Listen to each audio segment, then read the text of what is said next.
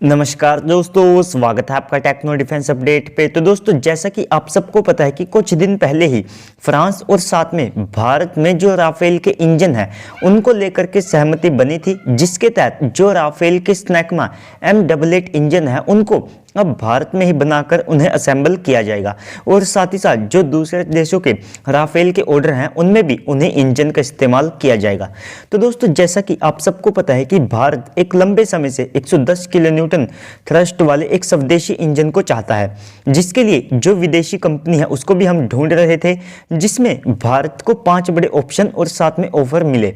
तो सबसे पहले तो रशियन सैटर्न और साथ में क्लिमोव थी, और अमेरिका की तरफ से GE और पैटर्न विटनी थी, फ्रांस की सैफ्रॉन और साथ में जो यूके की रोल्स रॉयस है वे यहाँ पर थे।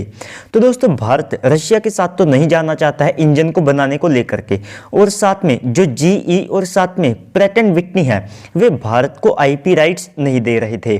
तो जो फ्रांस की सैफ्रॉन है उसके साथ भी कुछ समय से यही इशू चल रहा था, जिसमें वे भारत को IP राइट्स नहीं दे रहे थे, और उनकी जो एक इमेज है वो कुछ ऐसी बनी हुई थी कि उन्होंने केवल राफेल के लिए 75 किलो न्यूटन थ्रस्ट वाले ही इंजन बनाए हैं, इससे ऊपर उन्होंने कोई इंजन नहीं बनाया। लेकिन दोस्तों, ऐसा नहीं है। जो सैफ्रॉन है वो पहले भी सिंगल इंजन एयरक्राफ्ट के लिए लगभग 95 से लेकर के 100 किलो न्यूटन थ्रस्ट वाले जो इंजन है उनको बना चुकी है, जिसको लगभग 110 किलो न्यूटन तक बड़ी आसानी से इंक्रीज किया जा सकता है। तो दोस्तों, ये जो इंजन है ये स्नैकमा M88 के एक तो 3 वेरिएंट है और साथ में स्नैकमा M88 4 वेरिएंट के नाम से इनको जानते हैं। तो यानी कि कहा जाए जो फ्रांस है वो हाई थ्रस्ट के जो इंजन है उनको बनाने में सक्षम है। लेकिन इस सब के बाद भी फ्रांस ने एक ऐसा बड़ा कदम उठाया है जिसके तहत जो भारत की डील है उसमें जो फ्रांस है वो एक मजबूत दावेदार बन गया है, क्योंकि दोस्तों फ्रांस ने अपने 6th जनरेशन एयरक्राफ्ट के लिए जो उसमें इंजन लगेगा उसका जो टेस्ट है उसको किया है। तो ये फ्रांस का एक नेक्स्ट जनरेशन इंजन है, तो इसमें हाई प्रेशर टरबाइन ब्लेड्स का यूज किया गया है। तो यानी कि इसका जो प्रोटोटाइप है वो बनकर के तैयार हो चुका है। लेकिन दोस्तों, इस प्रोटोटाइप को बनाने में फ्रांस को लगभग 5 साल से भी ज्यादा का जो समय है वो लग गया है, और इसमें जो राफेल के M88 इंजन है उनकी टेक्नोलॉजी का भी यूज किया गया है। तो इससे सबसे पहले तो यहाँ पर जो स्नैकमा M88 इंजन है उसकी रिलायबिलिटी का पता चलता है, और इसके बाद अगर आप ओवरऑल चीजों को देखते हैं तो जो फ्रांस है वो अब एक मजबूत दावेदार बन गया है। क्योंकि सबसे पहले अगर आप बात करें यहाँ पर उनकी फाइनेंशियल कंडीशन की, तो फ्रांस के पास जो सैफ्रॉन है उनके पास लगभग 200 से भी ज्यादा जो राफेल के इंजन है उनके ऑर्डर पड़े हैं। तो यानी कि उनके पास जो फंड्स है उसकी कोई कमी नहीं है। और साथ ही साथ इसके बाद अगर आप बात करें टेक्नोलॉजी की और साथ में एक्सपीरियंस की, तो ये एक बड़ा इशू था, क्योंकि जो रोल्स रॉयस है उनके पास काफी ज्यादा लंबे समय से हाई थ्रस्ट के जो इंजन है उनको बनाने की जो टेक्नोलॉजी है और साथ में एक्सपीरियंस है वे मौजूद है, क्योंकि वे पहले भी जो F-35 में F-135 इंजन का यूज किया जाता है उसका भी एक पार्ट रह चुके हैं। तो अब यहाँ पर जो फ्रांस है उसको भी एडवांटेज मिल चुका है, क्योंकि अब वे 6th जनरेशन के इंजन को टेस्ट कर रहे हैं, तो जाहिर सी बात है अब उनके पास जो टेक्नोलॉजी है वो भी मौजूद है। और फ्रांस के इस इंजन को वे आने वाले समय में उनका जो 6th जनरेशन का फाइटर जेट होगा यानी कि FCAS यानी कि फ्यूचर कॉम्बैट एयर सिस्टम, तो इसमें इस इंजन का जो इस्तेमाल है वो किया जाएगा। तो दोस्तों, ये जो प्रोजेक्ट है इसमें 3 कंट्रीज शामिल है, जिसमें सबसे पहले फ्रांस है, जर्मनी है और इसके बाद स्पेन का नंबर आता है। तो ये जो 6th जनरेशन का फाइटर जेट होगा इसको वे 2040 तक कमीशन करना चाहते हैं, और अगर चीजें सारी सही रहती है तो जो यूके है वो भी अपने जो टेम्पेस्ट फाइटर जेट है वो भी 6th जनरेशन का एयरक्राफ्ट होगा, तो उसको वे 2035 से लेकर के 2038 तक कमीशन करना चाहते हैं।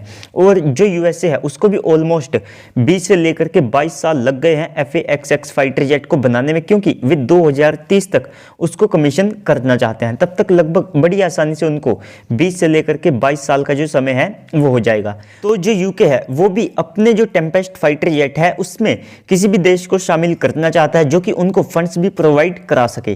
तो यहाँ पर अगर आप देखते हैं तो जो यूरोप के देश हैं वे 5th जनरेशन के फाइटर जेट को नहीं बना रहे हैं, बल्कि अब वे 6th जनरेशन के फाइटर जेट को ही बना रहे हैं, लेकिन वो भी 2040 तक ही कमीशन होंगे। तो भारत 2030 में 5.5 जनरेशन के एमका को कमीशन करेगा। तो यहाँ पर बहुत से लोगों को लगता है कि 2030 तक तो दुनिया 6th या फिर 7th जनरेशन के जो फाइटर जेट है उनके ऊपर जा चुकी होगी। तो दोस्तों, अगर आप मेरे से पूछेंगे कि दुनिया में सबसे ज्यादा फास्टेस्ट जो वेपन है वो क्या है, तो मेरे हिसाब से है आलोचकों का मुंह, क्योंकि उनसे तेज किसी की जुबान नहीं चलती है। तो इतनी जो तेज है वो चीजें नहीं चलेगी कि 2030 तक दुनिया 6th या फिर 7th जनरेशन के जो फाइटर जेट है उनके ऊपर जा चुकी होगी। तो इसके अलावा जो DRDO और साथ में GTRE है वे इस साल ऑफिशियली डील को साइन कर लेंगे, जिसमें वे किसी भी विदेशी पार्टनर को चुनेंगे। तो यहां से क्लियर होता है कि जो राफेल की दावेदारी है वो और ज्यादा मजबूत होती है। तो दोस्तों इसके बाद अगर आप बात करें अपनी अगली अपडेट की, तो वो है इंडियन एयरफोर्स को लेकर के। तो दोस्तों इंडियन एयरफोर्स ने मिनिस्ट्री ऑफ डिफेंस के साथ मिलकर के जो 21 MiG-29 फाइटर जेट होने वाले थे उसका जो प्लान है उसको ड्रॉप कर दिया है। तो दोस्तों अगर आप इसको देखते हैं तो ये इंडियन एयरफोर्स और साथ में मिनिस्ट्री ऑफ डिफेंस दोनों के लिए काफी ज्यादा सेव कार्ड है, क्योंकि 2030 के बाद जो इंडियन एयरफोर्स है वो MiG-29 के या फिर UPG जो एयरक्राफ्ट है उनको अपने बेड़े से रिटायर करेगी। तो ऐसे में 21 नए MiG-29 को रखना या फिर उन्हें रिटायर करना ये अपने आप में काफी ज्यादा कॉस्टली होगा, क्योंकि उस समय तक हो सकता है कि जो MiG-29 फाइटर जेट है इनके स्पेयर्स की जो दिक्कत है वो भी आने लगे, और साथ ही साथ अगर हम इन्हें अपने बेड़े से रिटायर कर देते हैं तो केवल 10 साल पुराने एयरक्राफ्ट को रिटायर करना ये काफी ज्यादा कॉस्टली होगा।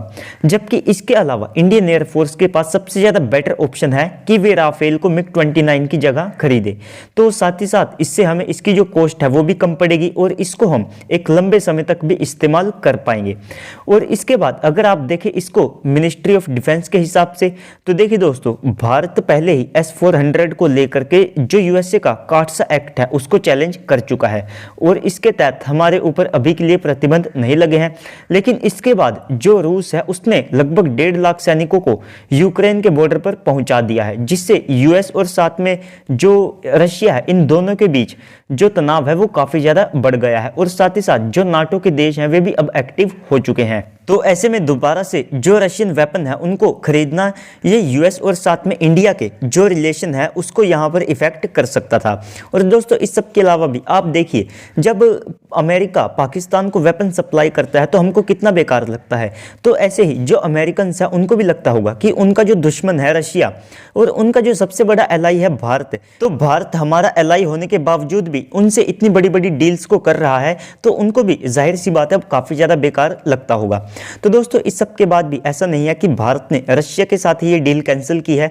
तो इंडियन नेवी के पास लगभग 12 जो PATI एंटी सबमरीन एयरक्राफ्ट हैं वे मौजूद हैं। तो अब 6 और की जो खरीद है उसको मंजूरी मिल चुकी थी, लेकिन अब इंडियन नेवी ने भी अपने प्लान को यहाँ पर ड्रॉप कर दिया है। इसके अलावा अब वे दूसरे जो सिस्टम है उसको देखेंगे ताकि जो मेक इन इंडिया है उसको भी यहाँ पर बढ़ावा दिया जा सके। तो ओवरऑल आप सबको क्या लगता है कि 6th जनरेशन के इंजन को डेवलप करने के बाद जो अब फ्रांस है वो हमारे एमका के लिए भी जो इंजन है उसको बना सकता है? क्या हमें उसके साथ जाना चाहिए? और साथ ही साथ जो इंडियन नेवी और साथ में एयरफोर्स ने जो डील है वो कैंसिल करके कितना ज़्यादा बेटर किया, आपको इसका एक और अलग बेनिफिट क्या दिखता है वो भी मुझे कमेंट सेक्शन में बताइएगा।